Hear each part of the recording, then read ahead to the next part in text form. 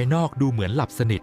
ลองใช้ตาเอ็กซเรย์ส่องทะลุลงไปดูสิครับกล้ามเนื้อคอที่หย่อนตัวลงมาปิดกั้นทางเดินหายใจ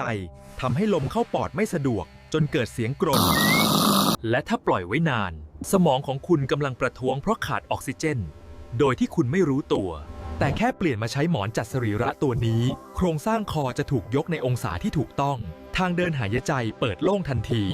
อย่าปล่อยให้โครงสร้างพังจนร่างกายทรุดจัดระเบียบการหายใจของคุณคืนนี้ทางรอดเดียวคือไปทำ sleep test เช็คให้ชัวร์ก่อนจะสายเกินแก้ใครมีคนข้างกายเตียงนอนกรนจนบ้านพังแท็กเรียกมาดูคลิปนี้ด่วนๆเลย